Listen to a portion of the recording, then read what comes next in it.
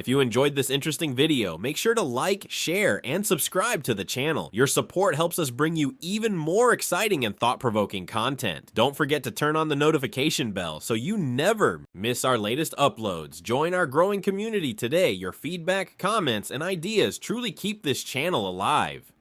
The Birth of a Warrior, 1787. The night Shaka came into the world was restless.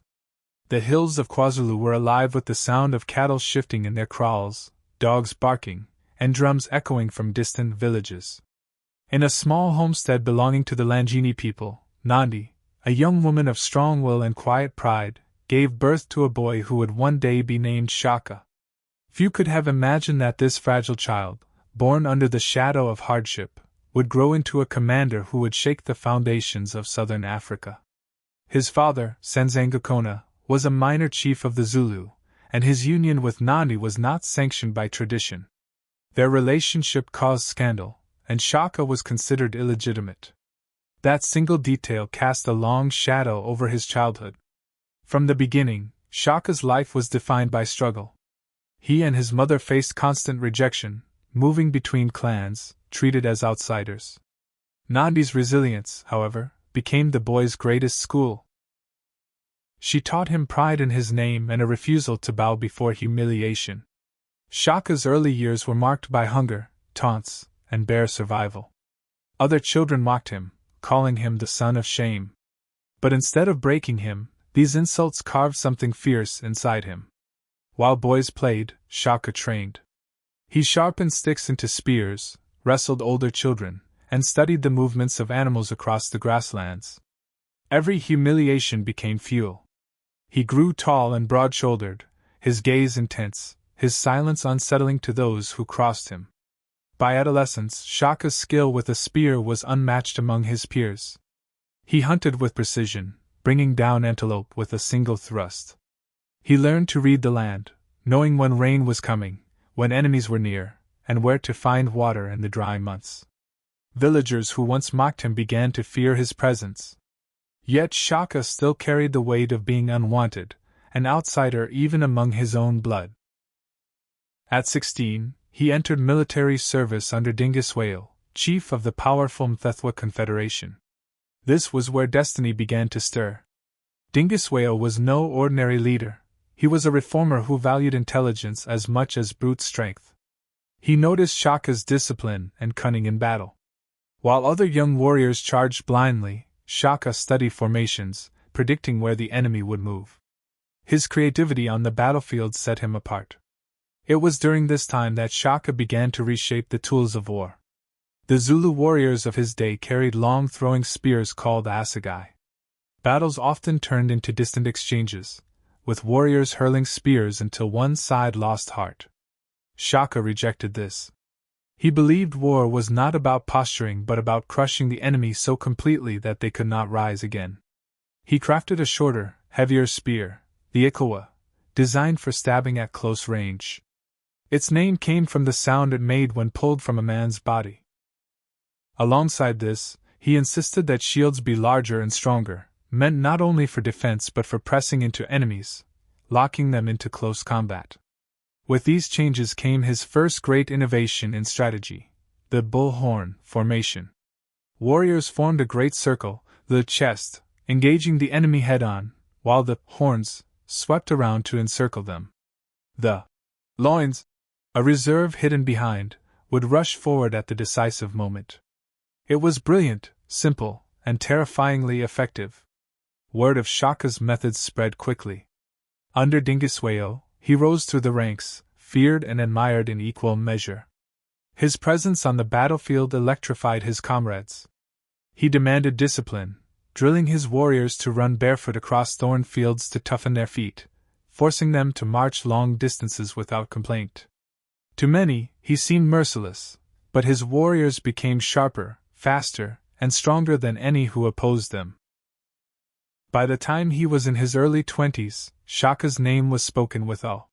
Some saw him as a genius, others as a dangerous force that could not be contained. But destiny had only begun to reveal itself. In 1816, news reached Shaka that his father, Senzangakona, was dead. The Zulu throne lay open, and with it the chance to rise from an outcast to a king. The boy once mocked as illegitimate was about to claim not only the throne but also the future of an entire people. The hills of KwaZulu, silent witnesses to his birth, would soon tremble beneath the march of thousands of warriors bound to his vision. Shaka Zulu's journey as a commander had begun, and southern Africa would never be the same. The rise of the Zulu king, 1816. The death of Senzangakona in 1816 sent ripples of uncertainty through the Zulu clan. The throne passed to his son Sigajana, a young and inexperienced leader who lacked the presence to command loyalty. The Zulu, though still a small clan compared to their neighbors, stood at a crossroads. They were hemmed in by larger powers, their warriors scattered, their identity fragile. Few could imagine that within a few short years, this modest people would become the beating heart of a kingdom. But Shaka, the outcast son, had already begun to imagine it. At the time of his father's death, Shaka was serving under Dingiswayo of the Mthethwa. Word of the Zulu succession reached him swiftly, and with it an opportunity he could not ignore. Shaka's reputation as a brilliant warrior had already spread, and whispers among the Mthethwa hinted that Dingiswayo himself saw in him a future leader. For Shaka, this was more than ambition, it was destiny. His mother Nandi, who had endured exile and humiliation with him, reminded him constantly, "You were not born to bow, my son. You were born to command." The chance came suddenly. With Dingiswayo's blessing and a small force of warriors, Shaka moved to confront his half-brother Sigajana. Accounts vary on how the struggle ended. Some say Sigajana was killed in open combat, others that Shaka arranged his death in secrecy. What is certain is that by the end of 1816, Shaka Zulu had seized power. For the first time, the boy once mocked as illegitimate stood as chief of the Zulu. But the throne was not enough. Shaka knew the Zulu were weak compared to the vast confederations around them. To survive, they needed discipline, vision, and fearlessness. From the moment he took command, he began reshaping not only his warriors but his entire people. Shaka's reforms were ruthless. He abolished the tradition of warriors carrying multiple throwing spears. From now on, they would fight with his stabbing spear, the ikawa, at close range. Shields were reinforced and made large enough to hook an enemy's shield aside, opening him to a deadly thrust. He ordered his warriors to march barefoot, running over thorns and sharp rocks until their feet hardened. Cattle hides lined with milk toughened the soles of their feet, allowing them to move silently and swiftly over any terrain. Where once the Zulu had been a scattered clan, Shaka began to forge them into a standing army. Warriors were organized into regiments by age, each regiment living together, eating together, training together. Marriage was forbidden for warriors until they had proven themselves in battle, binding their loyalty to the kingdom rather than to family ties. The impi, his new regimental system, became the spine of the Zulu nation. Shaka demanded obedience, but he gave his warriors pride. Under his rule, the Zulus ceased to see themselves as a minor clan. They were now a chosen people, destined to dominate their neighbors. His war cries filled the valleys of KwaZulu, his speeches igniting the hearts of young men eager to win glory. "We are not many," he told them, "but we are strong. And when the world feels our strength, it will call us Zulu." Soon, his reforms were tested in battle. Rival clans, alarmed by his rise, began to move against him. The Nwandwa, led by the ambitious chief Swide, sent raiding parties into Zulu lands. Shaka responded not with hesitation but with ferocity. He deployed his new formations, the horns of the bull, for the first time. His warriors advanced like a living wave, the chest driving into the enemy, the horns sweeping around, and the loins rushing in to finish the encirclement. The results were devastating. Enemies who expected to face scattered spear throwers instead found themselves trapped in a tightening circle, their retreat cut off. Panic spread, and within hours entire armies were broken. Survivors carried back tales of a new kind of warfare, of Zulu warriors who did not throw their spears and retreat but who closed in, shield to shield, until no man could escape. Victory after victory swelled Shaka's confidence. Each battle added new warriors to his ranks, for he absorbed defeated clans into the Zulu system, binding them by loyalty and fear. His kingdom began to grow, its cattle herds multiplying, its warriors numbering in the thousands. Dingiswayo, his old mentor, continued to support him, and the two leaders formed a powerful alliance that reshaped the political map of southern Africa. But with power came enemies. Zwaide of the Ndwandwe, enraged by Shaka's rise, saw him as a threat to his own dominance. He began plotting a great war, one that would test whether the Zulu could truly stand against the might of larger, older kingdoms. Shaka, aware of this looming danger, trained his warriors harder than ever. He knew the Ndwandwe were coming, and he welcomed it. By 1818, the hills of KwaZulu echoed with the sound of drums, the stamping of feet, and the chants of warriors sharpening their spears. Shaka Zulu, once the boy mocked as illegitimate, had become a king. But his kingdom was still fragile, its enemies circling. The true test of his leadership, and the true measure of his genius, was about to begin. The dawn of empire had arrived. The clash with the Ndwandwe, 1818. The sun rose red over the hills of KwaZulu, casting a warning glow across the valleys where warriors sharpened their spears. The drums of war pounded through the land, summoning men from every kraal to stand before their king. Shaka Zulu knew that the storm he had long anticipated was finally upon him. Zwaide, the powerful chief of the Ndwandwe, had grown tired of whispers about the young upstart who was rewriting the art of war. Now, Zwaide intended to crush him before his power spread too far. For Shaka, this was not simply survival. It was a test of the very system he had built. If the Zulu failed, his reforms would vanish, his people scattered. If they triumphed, the world would know that a new kingdom had risen from the dust. The Ndwandwe came with numbers that dwarfed the Zulu. Their army stretched across the hills, thousands of men armed with the old long-throwing spears, their shields flashing in the sun. Their chants echoed like thunder, meant to intimidate. To many observers, it seemed impossible that Shaka's smaller, younger nation could stand against such might.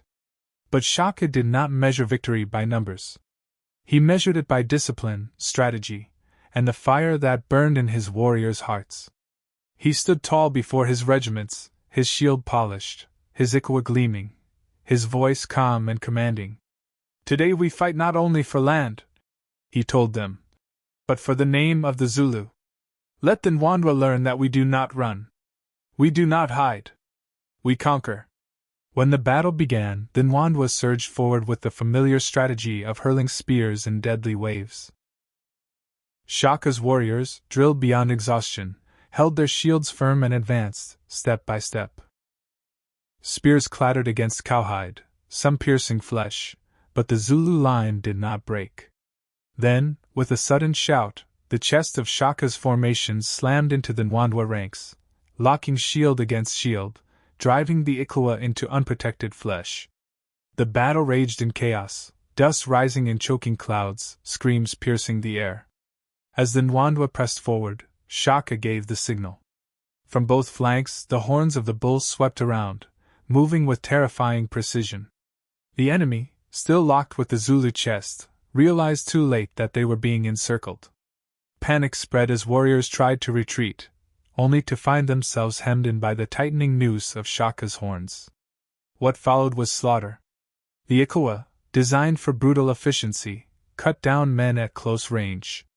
Warriors fought with the strength of desperation, but the Zulu formation closed in relentlessly, leaving no escape. When the loins surged forward, fresh and eager, the last fragments of resistance collapsed. By dusk, the battlefield was silent except for the groans of the dying. Thousands of Ndwandwe lay dead, their spears scattered like broken reeds. The Zulu, though bloodied, stood victorious. For the first time, Shaka's methods had been tested on a grand scale, and they had worked with terrifying effect. The victory stunned the region.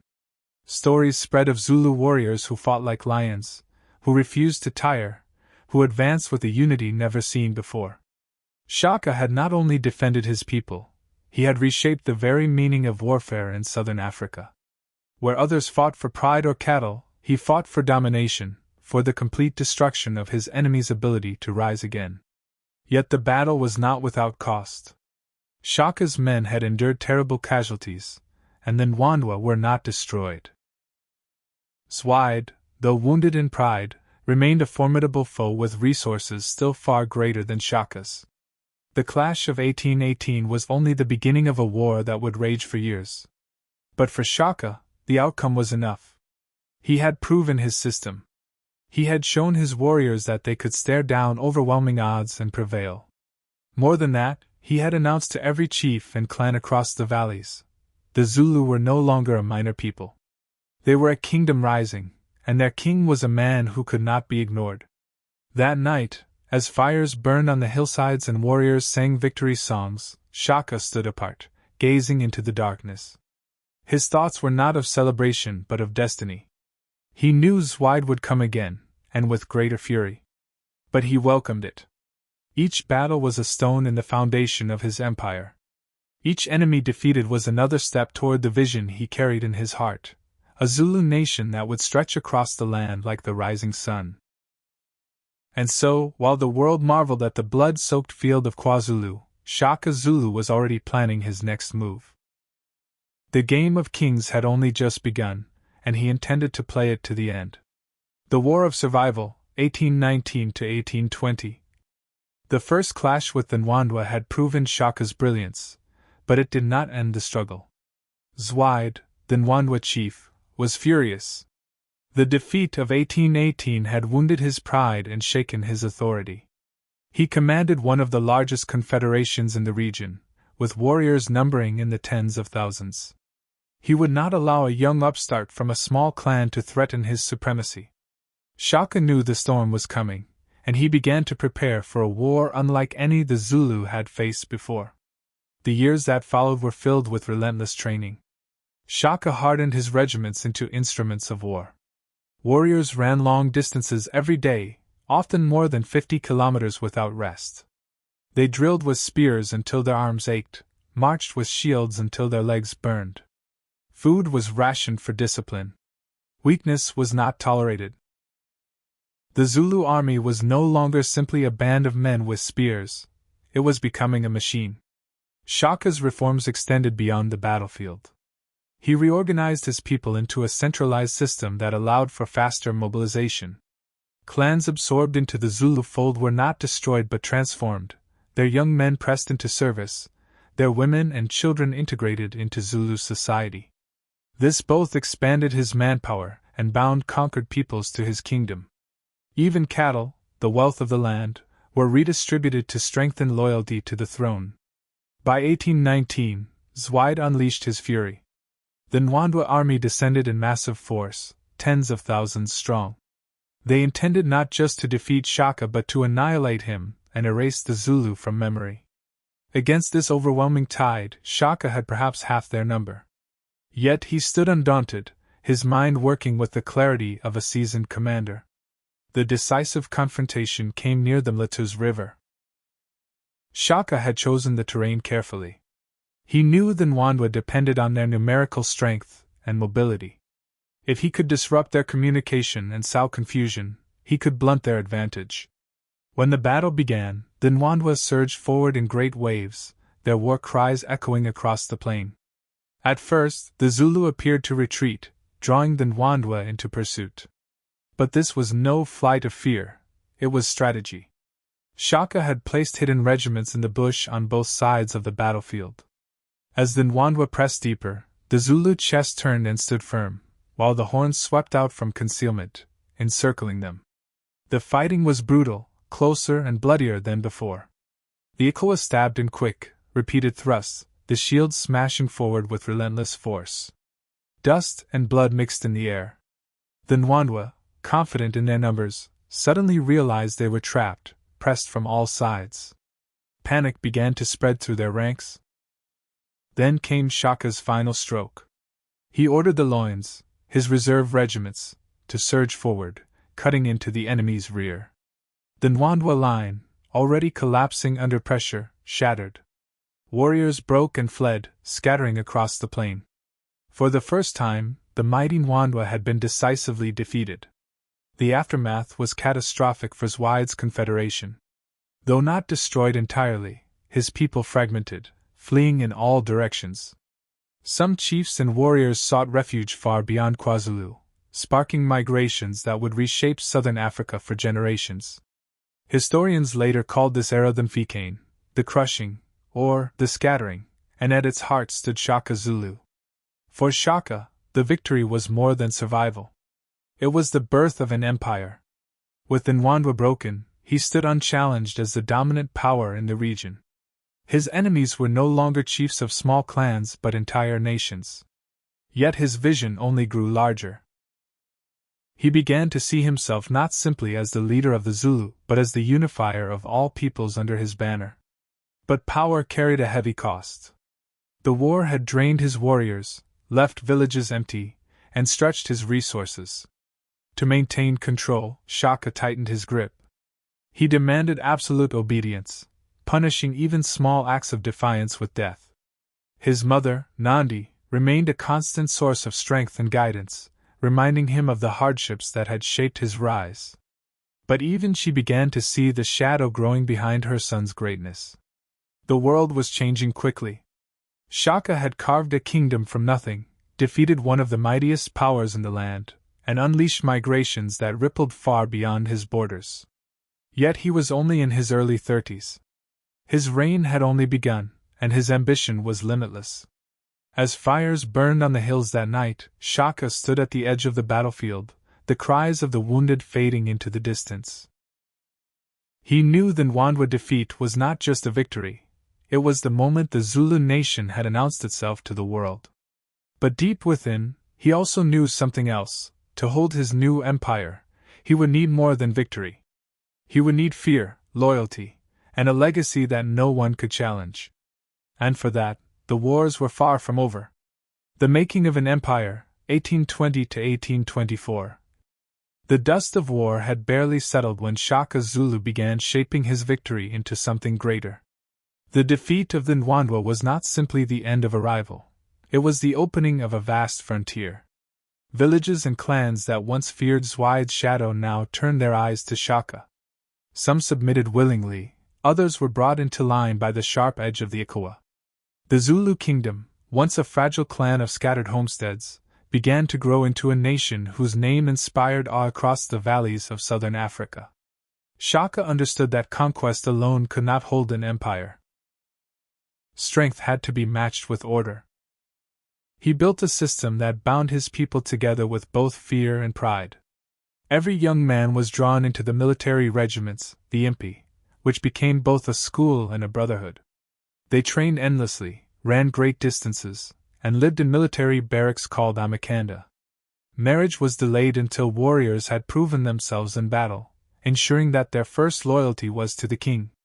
Shaka also restructured society around service to the kingdom. Cattle, the wealth of the land, were redistributed to reward loyalty and strengthen ties between families and the crown. Craftsmen supplied weapons and shields.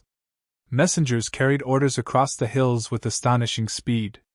For the first time, the Zulu were not simply a people but a machine of state, organized with military precision.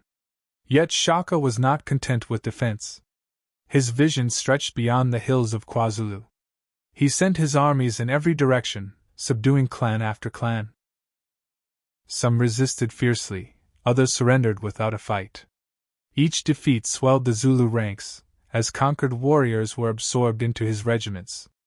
In just a few years, Shaka extended his reach across vast swathes of territory, uniting, or crushing, peoples who had once lived independently. This period marked the height of the Mfikane, the Great Scattering. Driven by Zulu expansion, displaced clans fled into distant lands, carrying war and upheaval with them.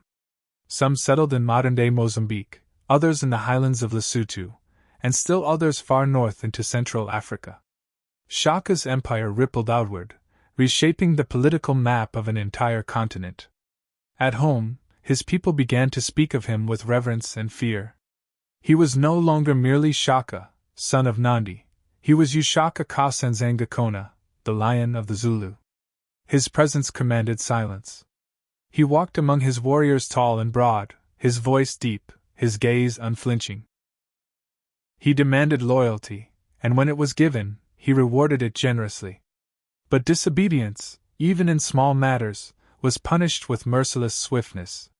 Not all who served him were comfortable with his iron hand. Some whispered of his growing cruelty, his willingness to kill even his closest allies if he suspected betrayal. But none dared challenge him openly. His victories had made him untouchable, and his vision of Zulu greatness had begun to eclipse the doubts of his people. In 1823, Shaka turned his eyes eastward, toward the coast, where strange rumors filtered in of pale-skinned men arriving on ships from across the ocean. For generations, coastal people had traded with Europeans, exchanging ivory and hides for beads and guns. But now, for the first time, Shaka contemplated contact. He recognized that the world was changing, and if the Zulu were to rise beyond the valleys, they would need to understand the new powers arriving at Africa's shores. The encounter came in 1824, when a small group of British traders established a settlement at Port Natal, modern-day Durban. Among them was Henry Francis Finn, who soon became one of Shaka's most unusual allies. Finn treated Shaka when he fell ill from an old wound, earning his trust. For the first time, Shaka allowed Europeans into his court, curious about their strange clothing, their weapons, and the vast ships that carried them across the sea. These traders, in turn, were astonished by the power of the Zulu king. They saw regiments of thousands drilling with precision, warriors hardened like steel, and a leader whose word was absolute law. To them, Shaka seemed both savage and brilliant, a man capable of great cruelty and great vision in equal measure. Through this contact, Shaka acquired new weapons, guns, though he distrusted them, and goods that increased his prestige. He also gained something more valuable, the beginnings of diplomacy with the outside world. For the first time, the Zulu Kingdom was not only feared across Africa but noticed beyond its shores. By the mid-1820s, Shaka's empire stretched wider than ever, his people more disciplined than any other. Yet his ambition only grew. He dreamed not just of being a king but of building a nation that would endure beyond him, a Zulu empire that would shape history itself. But in his drive for greatness, a shadow deepened. Whispers of his cruelty multiplied. The same discipline that had forged an empire began to suffocate those closest to him.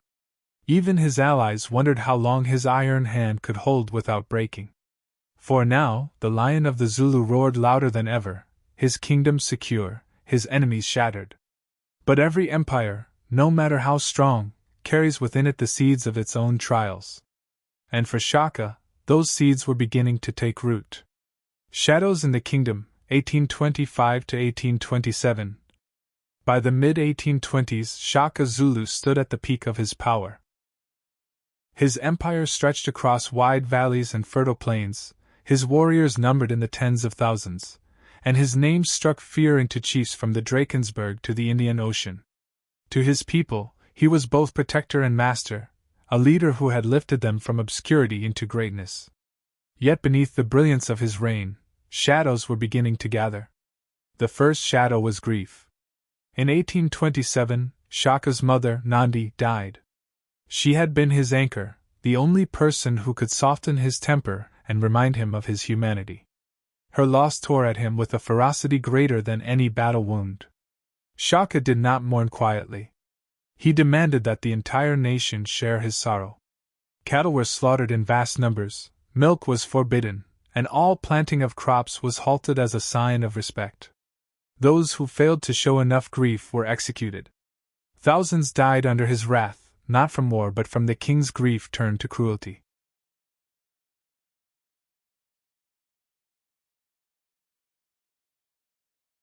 For the first time, whispers spread not just among conquered peoples but among the Zulu themselves. Some said the king had gone mad. Others argued that grief had broken the man who once carried their destiny.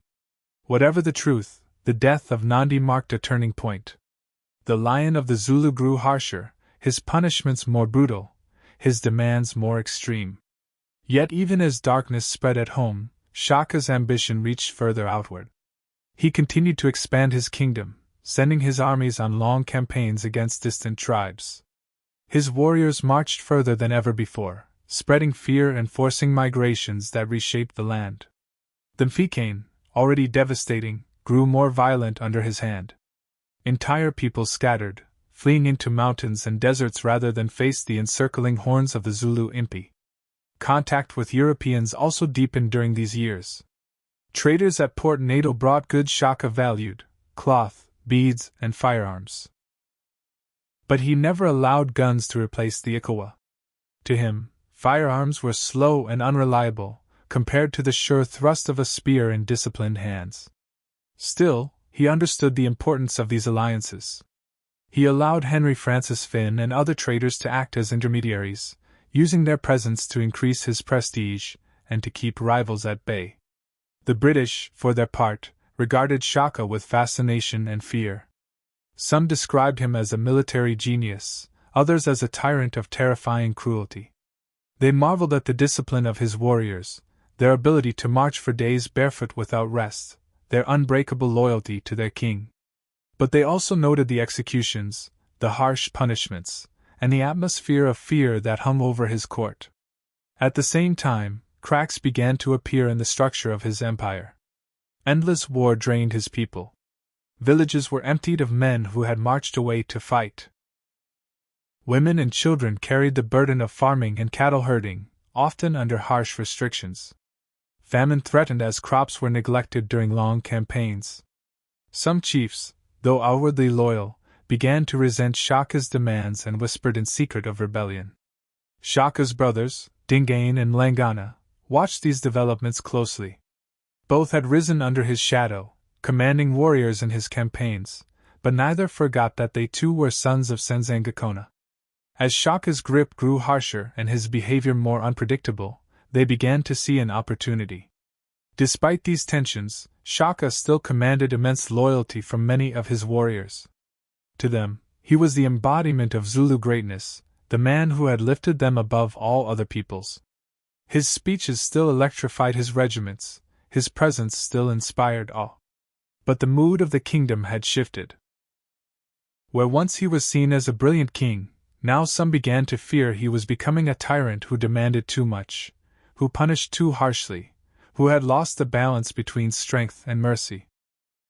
The years after Nani's death were a time of contradictions. Shaka's empire was stronger and larger than ever, yet it was also more fragile. The people sang songs of his victories, but in hushed voices they also murmured prayers for relief from his wrath. The Zulu Kingdom stood at the height of its power, but the seeds of division were being sown in silence. As 1827 drew to a close, Shaka's reign carried both the brilliance of empire and the darkness of unchecked power. He had conquered enemies, broken rival kingdoms, and carved a nation out of scattered clans. Yet within his own heart, grief had turned to bitterness, and suspicion had begun to poison his rule. And in the shadows of his court, his brothers whispered of the day when the lion of the Zulu might finally be brought low not by foreign enemies, but by those closest to him. The Lion in Winter, 1827 to 1828. The years after Nani's death left the Zulu Kingdom in a strange state. Outwardly, it seemed stronger than ever. The warriors of the Impi remained unmatched, their discipline and training feared across the land. Chiefs still brought tribute of cattle and grain, and the songs of victory still echoed in the valleys. Yet behind the display of strength, cracks widened. Shaka, once the daring reformer and brilliant commander, had become increasingly unpredictable. His grief had hardened into suspicion, and suspicion into cruelty. He began to see betrayal everywhere. Messengers who delayed in delivering orders were executed. Chiefs who failed to provide enough warriors for campaigns were stripped of their cattle and exiled. Even loyal regiments suffered when Shaka believed they had not shown enough spirit in battle. What had once been a kingdom bound by pride was slowly turning into a kingdom bound by fear. Still, no one dared openly oppose him. His aura of power remained immense. He was Shaka Zulu, the conqueror who had defeated Zwide, the genius who had forged a nation out of scattered clans. Even as resentment grew, men trembled in his presence, their eyes fixed on the ground as he spoke. The thought of rebelling against him seemed unthinkable. But within his own family, a different calculation was taking shape. Dingain and Langana, his half-brothers, had watched closely as the kingdom strained under Shaka's rule. They had served him faithfully in battle, earning their place as commanders. Yet they understood that his grip was weakening. His endless demands, his suspicion, and his cruelty had eroded the loyalty of many chiefs and warriors. The fear that once sustained him now threatened to consume him. By 1828, Shaka's behavior had grown more erratic. He ordered massive campaigns into distant territories, driving his warriors to exhaustion. He imposed harsh restrictions on planting and harvesting, often disrupting the very lifeblood of his people.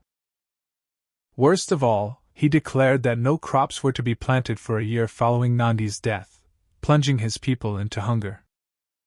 The Zulu Kingdom still stood, but discontent was everywhere. Men whispered around fires, women prayed quietly in huts, and chiefs exchanged uneasy glances. The sense grew that the king who had lifted them to greatness was now pushing them toward ruin. Amid this tension, Shaka continued to interact with the traders at Port Natal. He allowed them into his court, intrigued by their goods and their strange customs. Some Europeans described him as regal and commanding, others as dangerous and unstable. They noticed how his warriors moved like shadows at his command, how his word could condemn or save a man in an instant. To them, he was both a figure of awe and of dread. Yet even the traders sensed that something in Shaka had shifted. The once brilliant strategist now seemed consumed by grief and paranoia. His decisions, though still sharp at times, carried a hardness that alienated his own people. Allies who had once celebrated his vision began to quietly distance themselves, waiting for the moment when his reign might end. Dingain and Langana understood this better than anyone. They saw that Shaka's greatness had turned into a weakness. His cruelty created enemies, his suspicion isolated him, and his grief clouded his judgment. They began to whisper among trusted allies, testing the waters for support. Many chiefs, weary of Shaka's demands, were ready to listen. Still, betrayal was dangerous. Shaka's presence alone could crush dissent. His warriors remained loyal to his command, and the fear of his wrath silenced many who might have acted against him. To strike against him would require not just courage, but cunning. The brothers began to plan in secret. They would not face Shaka on the battlefield, for that was impossible. Instead, they would strike at him where he was most vulnerable, within his own household, where the aura of invincibility did not shield him. As 1828 advanced, the kingdom stood at a crossroads. The empire was vast, the warriors still fierce, the people still proud. But the foundation was shaking. Hunger gnawed at villages, suspicion poisoned the air, and whispers of rebellion grew louder. And in the heart of it all, Shaka, the lion of the Zulu, seemed blind to the danger. He believed himself unassailable, the chosen king whose name would echo forever. Yet the very men who called him brother were sharpening their spears in the shadows, waiting for the moment when the lion's roar would fall silent. The empire he had built was still mighty. But within its walls, betrayal was already moving, silent as the wind across the grasslands. Shadows in the kraal. The sun set over Bulawayo, Shaka's royal kraal, painting the horizon in blood-red light. From the outside, the capital of the Zulu Kingdom looked unshakable. Thousands of huts circled a vast central space where regiments trained. Smoke from cooking fires rose in steady pillars, and cattle lowed in their enclosures. Yet behind the order and discipline, unease simmered. Whispers traveled faster than the drums. People muttered about famine, about Shaka's strange decrees, about his endless campaigns into far-off lands. Once, every command he gave had been obeyed with pride. Now they were obeyed with fear. His warriors still marched at his word, but in their eyes burned exhaustion. His chiefs still knelt before him, but in their hearts stirred doubt. In the royal kraal, Shaka paced often, restless as a caged lion. His mother's death had hollowed him, and his suspicion of betrayal grew with each passing week. He sent spies into villages to listen for disloyalty. He interrogated chiefs who hesitated too long before speaking. He punished entire regiments for the failure of a few. To be summoned before him was both an honor and a threat. Dingain and Langana watched carefully. As Shaka's half-brothers, they lived close enough to study his every move, yet quietly distant enough to avoid his direct suspicion. They had learned that the great commander no longer listened to counsel. He trusted no one fully, not even those of his own blood. But his arrogance gave them hope. Shaka still believed no one dared to strike him. At night, the brothers gathered in secret, meeting with trusted allies among the chiefs. They spoke in hushed voices beneath the thatched roofs of quiet huts. "The people grow weary," one chief whispered. "We bury more from hunger than from war." Another muttered, "He forbids crops for mourning, but how long must we starve for his grief?" Dingain listened, nodding, his mind already working through the strategy. The plan began to form. They would not challenge Shaka openly. No army could overthrow him. His warriors would still follow him into battle. But within the walls of the royal kraal, where his guard was lowered, they could strike. Mlangana, more direct than his brother, pressed for speed. "Every day he lives, more blood is spilled. We must end it." Dingain was more cautious. "Not yet. We need allies in place. We need the chiefs ready to accept a new king the moment he falls." Meanwhile, Shaka remained unaware of how close danger crept. He still believed in his invincibility. His focus was on expansion, dreaming of campaigns beyond the Thakila River, into lands the Zulu had never marched before. He spoke often of uniting all southern Africa under his rule. To him, the Zulu Kingdom was still a rising star. To his weary people, it was a burden that could break them. The traders at Port Natal noticed the shift as well. Once, warriors who visited the trading posts boasted of victories. Now, they carried news of famine and harsh punishments. Some traders whispered that Shaka was becoming unstable, that his reign could not last. Yet even they admitted that his presence was terrifying, his authority absolute. He remained, to them, both fascinating and dangerous. A king who could shake hands with a foreigner in one moment, and order executions in the next. In the kraal, the atmosphere thickened. Shaka's warriors practiced with their spears, their shouts echoing across the fields. But the rhythm of training no longer held the same fire. Chiefs brought tribute of cattle, but behind their bows they exchanged glances that spoke of discontent. The drums still beat, but to many they sounded like warnings. The brothers sharpened their spears, not just for hunting or war, but for the act that would decide the future of the kingdom. Dingain knew that if they failed, they would die horribly, their bodies left in the dust as examples.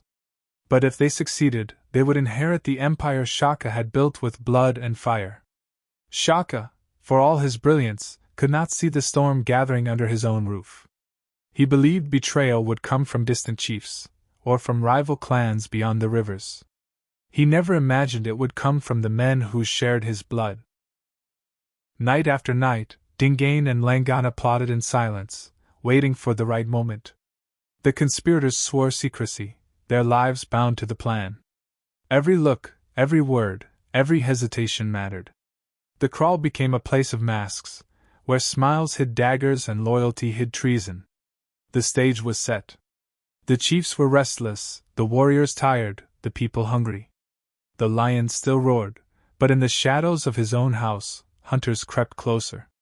Shaka had forged a kingdom unlike any in Africa. But in his twilight, he had surrounded himself with fear, not loyalty. And fear, the brothers knew, could not protect him when the spears were raised. The Zulu Empire stood as strong as ever, its regiments drilled, its cattle herds vast, its enemies defeated. Yet for the first time, its greatest threat did not come from outside. It waited inside the royal kraal, in the hearts of brothers who once marched beside their king.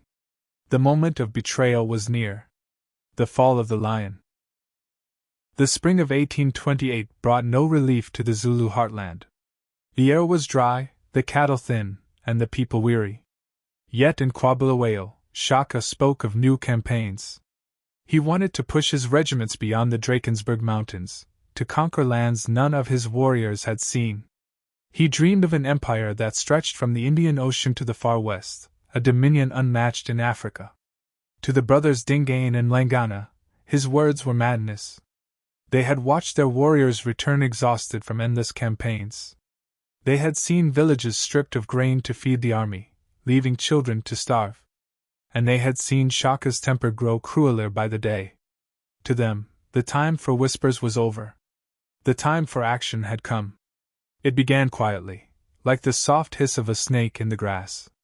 Dingaan gathered the chiefs he trusted most, reminding them of the famine, of the endless mourning decrees, of Shaka's ruthless punishments.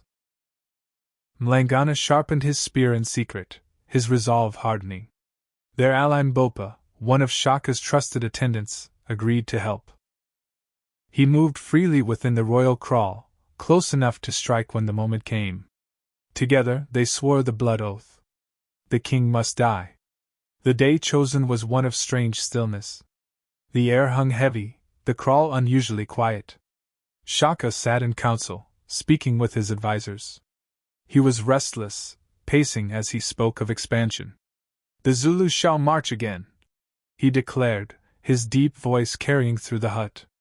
"We will strike north. We will show all tribes that the sun rises and sets by my command." His eyes burned with fire, but around him, his audience exchanged uneasy glances. No one spoke against him, but none shared his zeal. When the council broke, Shaka remained with only a few close attendants. He dismissed his guards, thinking nothing of it. The Lion of the Zulu believed he needed no protection within his own kraal. He was untouchable, or so he thought. Mbopa entered quietly, bowing deeply. He carried the respect of a servant, but his eyes flicked toward the doorway. Behind him, the conspirators approached. Dingaan and Langana stepped inside, their movements calm but their hearts racing. Shaka turned to greet them, his tall frame casting a long shadow across the hut. "Brothers," he said with a smile that held no suspicion. "Come. Sit. We speak of the future." It was then Mbopa struck first. With sudden fury, he drove his spear into Shaka's side. The great king staggered, his eyes wide with shock. For a moment, silence filled the hut. Then Langana lunged, his spear finding flesh.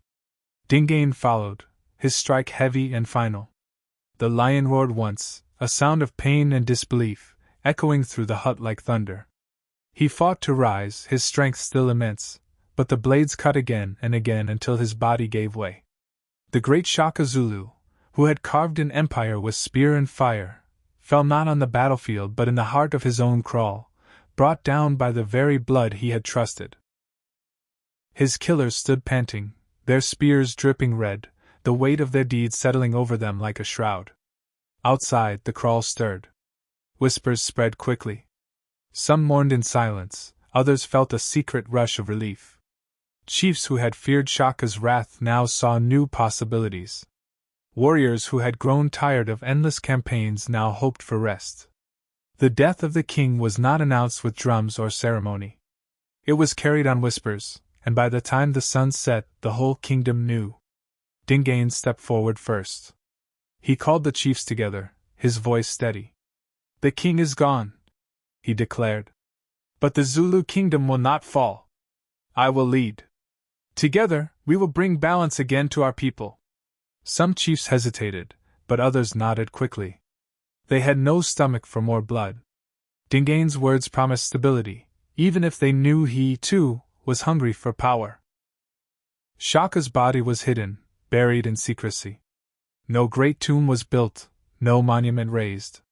The man who had reshaped southern Africa, whose name struck fear across the land, vanished quietly into the earth. His death was a betrayal, a silence after thunder. Yet even in death, his presence lingered. The warriors still spoke his name in awe. The neighboring tribes still trembled at the memory of his armies. And the land itself, scarred by the battles he waged, seemed to whisper of the lion who once walked its plains. Shaka Zulu was gone, but the kingdom he forged endured. The Zulu Empire did not die with him, it entered a new chapter, one shaped by ambition, treachery, and the shadow of the man who had built it. The legacy of the lion. The death of Shaka Zulu in 1828 did not silence his name. If anything, it gave birth to a legend. His brothers Dingaan and Langana may have buried his body in secrecy, but they could not bury his memory. From the kraals of the Zulu heartland to the distant settlements of European traders, the story of the great king spread like fire on dry grass. And with every telling, Shaka grew larger, fiercer, and more unforgettable. Among the Zulu, there was grief, but also fear.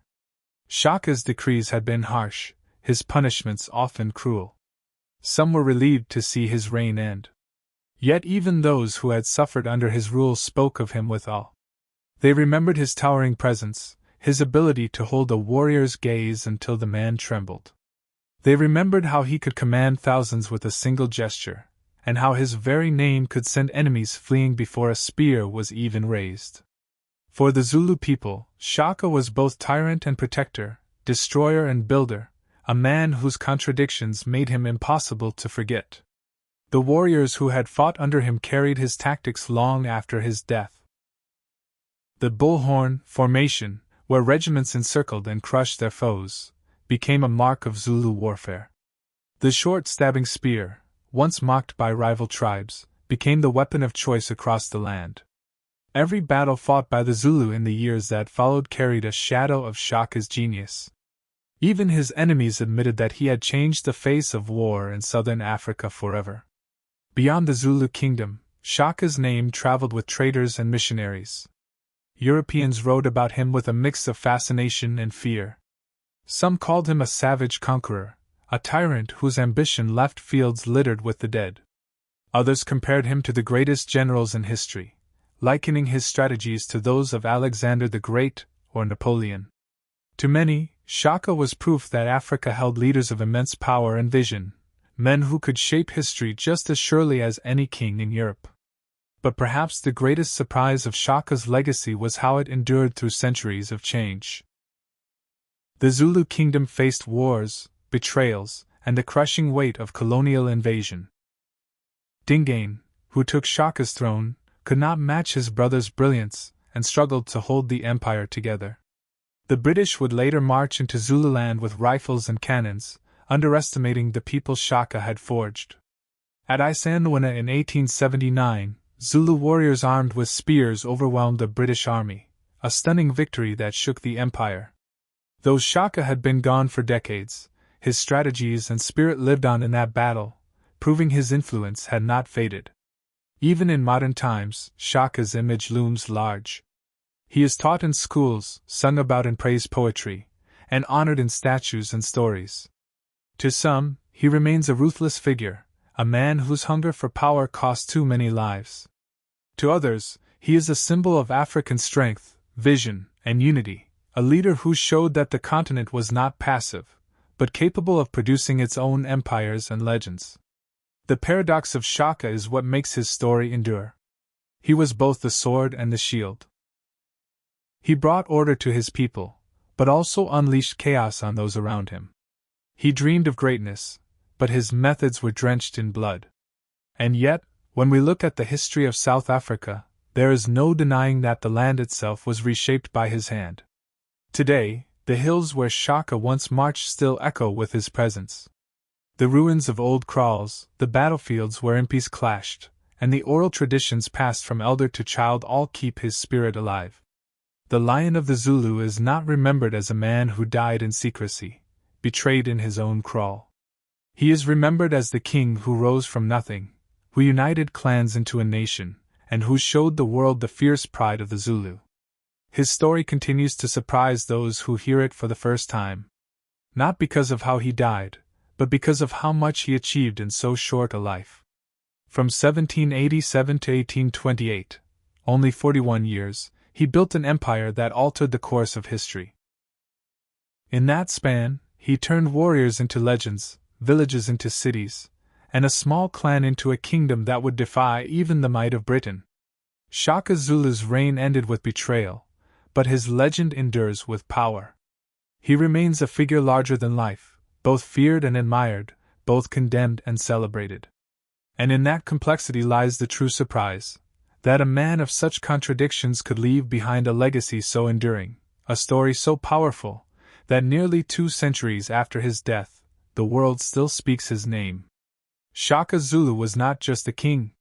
He was a force of history. And history has never let him go.